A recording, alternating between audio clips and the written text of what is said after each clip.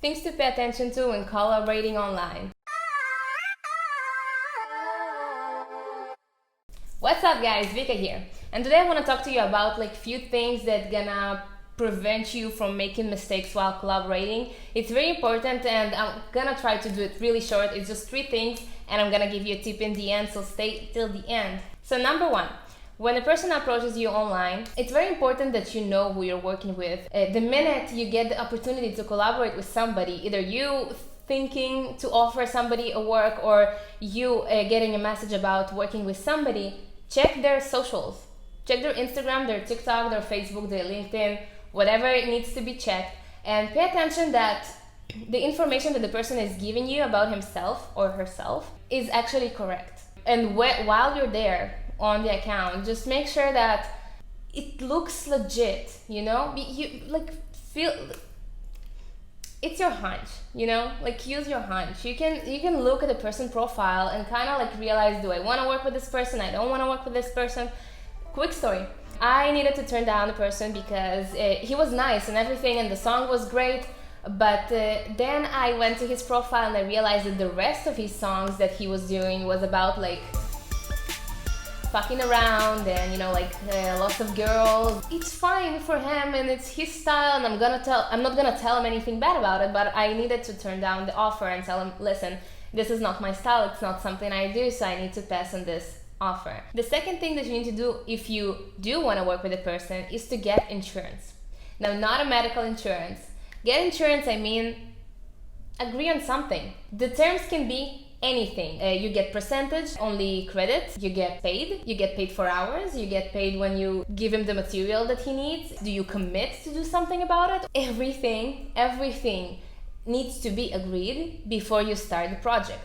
Because it is possible that the person expects you to pay for mastering and you kind of be like, but it's your song, I'm just helping you out, why should I pay? And those things should be set before you even start the project to avoid these awkward misunderstandings and to just make everything clear from the beginning. And something quick about those agreements, it doesn't have to be a formal contract of 20 pages, not at all. You can agree, you can just basically write it on a piece of paper, everything you agree on, the percentage, the names, the participation, whose song it is, who wrote it, who did the melody, who did the...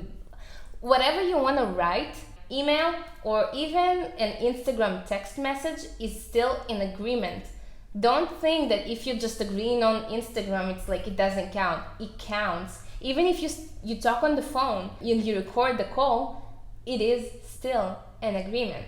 And it's not a bad thing. I feel a lot of times people feel they don't want to ask what's the percentage, or they don't want to talk about money, and they're afraid.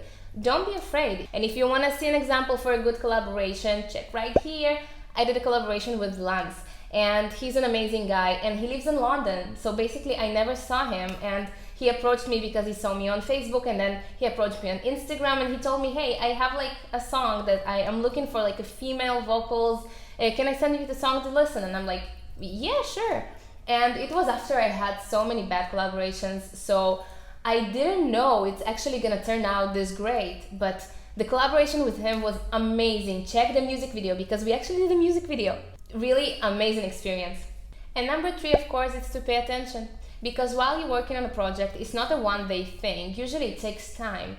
So pay attention if you see some signs that shows you that maybe you need to walk away from this deal and maybe it's something's not right there. You need to see. So the point that you need to pay attention is if the person disappears on you all the time. It's you're texting and he replies you after 3 days, and you ask him for something and he's like, oh, I forgot. And then you try to send him something and there's no answer for weeks. So in this point you can say, listen, I'm not it's not for me. Now you probably ask yourself, but what can I do if I already gave him whatever he needs and the project just stuck? So there's another tip for number 2. When you're writing the contract and when you're doing the agreement, you can always say a certain date and set a certain date that if until this date, if nothing happens, the beat is going back to me or the lyrics is mine again and you can't do anything about it. Now, another thing that is a big sign to walk away if suddenly you see that the person is posting about the project and you're on the project, but he's not crediting you, he's not giving, unless it's work made for hire, which is different. I'm talking about collaboration, right? So you're collaborating, you're on the project, you're part of the project. If the person is posting something about it and not including your name, well, first time you can tell him, right? You can like, oh, can you credit me because it's like my work, like tag me here and tag me there because I'm part of it. And it's okay, maybe the person forgot and it slipped his mind, it's fine, it happens. But if you see it happening like many times, so it's a big problem. Like it shouldn't happen because you're working together, it's a together project. So he or she, they should include your name on it. Even worse, if suddenly you see something familiar but it's not the same project, and you see that the person is using your lyrics or your stamps or whatever you gave him on a different project, and then he's telling you, oh no, that's different, that's guys, walk away. Really, walk away, because there are a lot of bad people, and sometimes the person can try and tell you, oh no, it's different, it sounds different, it's a different project, I got the idea, maybe the inspiration, whatever.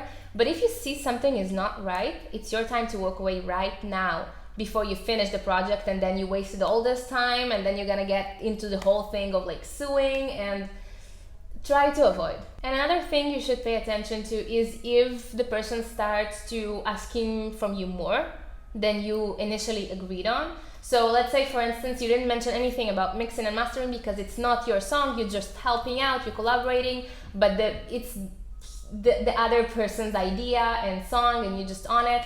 And then you finish the project and the person comes to you and he's like, okay, so I paid $200 for mixing, so it's gonna be like 100. Whoa, wait, we didn't agree on that. It's your song. If later in the future you want to agree on like, okay, let's put an ad on it and let's see what's happening, like let's pay 50-50 because it's good promotion for both of us, and you're like, oh, okay, cool. So you can agree on that before, but make sure the person is not telling you, I already paid, so you owe me money, because that's not a good way to work, and you don't owe money to anyone. Forget about it. If the person wants you on something, he needs to tell you before. And the same way for you, if you're collaborating on somebody, make sure you're telling the person who you're working with all the stuff before you do them. But don't waste $1,000 on a music video and they'll tell them, oh yeah, it's like 500 from you because like it's your song too. And that's it, guys, and I promise you that I'm gonna give you one last tip before we finish. So if you like the video until now, so please subscribe because it helps me grow. And if you're watching this on IGTV and you did like the video, so please just take 5 seconds to go to my bio, to music section, and just subscribe to the video, like the video, or comment if you feel like you have something to say. I will be happy to read. But the last tip is gonna be, make sure that you're not working on a project that has any illegal samples on it. So in case you're not the engineer and you're the lyricist, the singer, the player on the beat or whatever, make sure that you're not working with a beat that it's illegally sampled, because it's a big lawsuit and it's such a headache to deal with. So make sure, you can even ask the engineer, you can ask the person you're collaborating with, if the beat already came to you and it's already existing, you can always make sure and say, is this sample free? Or if you hear a sample, you can always ask, is it clear?